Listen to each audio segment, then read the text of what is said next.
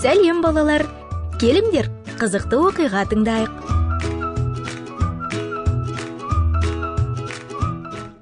Шанада екі эскимос отырды. Колли мен Шаман Куппа. Олар мұздың үстінде шаналарын сүйреп бара жатқан иттерді анда-санда қамшымен ұрып отырды. Кенеттен Колли мұздың астынан шырылдаған жұмсақ дыбысты естіді. Дыбысты Куппа да естіді. Ол ысқырып иттерді тоқтатты. Эскимостар аң терісінен жасалған бас киімдерін шешіп алды. Олар қатты қорқып кетті. Мұз ән айтып тұрғандай болды. Бұл ән оларға таныс еді. Ол мұздың ең қалың қабатын кенеттен жарып өтетін мұз астындағы күшті толқындар екенін алдын ала хабарлап тұрды. Асығыңдар, адал иттерім! Тез жағаға жүгіріңдер!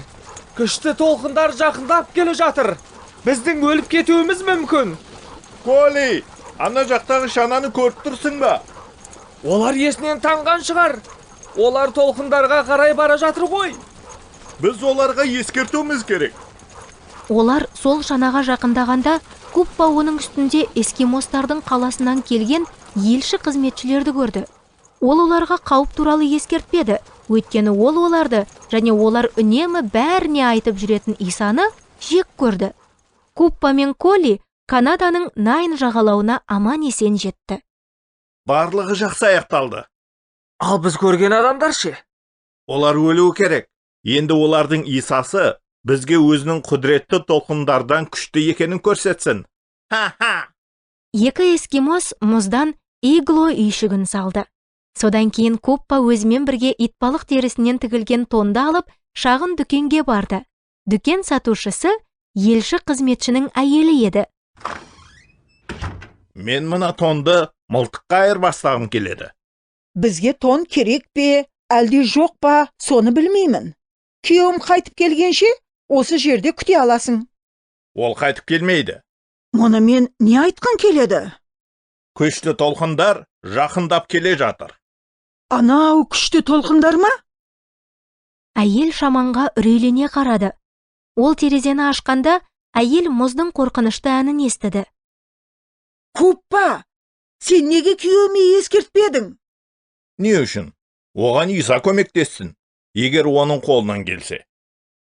Әйел есін жоғалта жаздады. Кенеттен оның көздері қабырғада ілініп тұрған Исаның сөздеріне түсті. Көктегі және жердегі барлық билік маған берілді. Оның қолынан келеді. Иса ешқашан бірде-бір шайқаста жеңілген емес. Жарайды, жекпе-жек басталды. Егер олар күшті толқындарға қарамастан қайтып оралса, мен Исаға сенемін. Куппа, олар қайтып келеді. Мен нақты білемін. Оның сенімділігі Шаманды сілкіндірді. Бұл жекпе-жекте кім жеңімпаз болады екен? Куппа ма, әлде Иса ма? Бұл туралы келесі бөлімде білетін боласыңдар. Жақында кездескенше балалар, менің атым Әлия.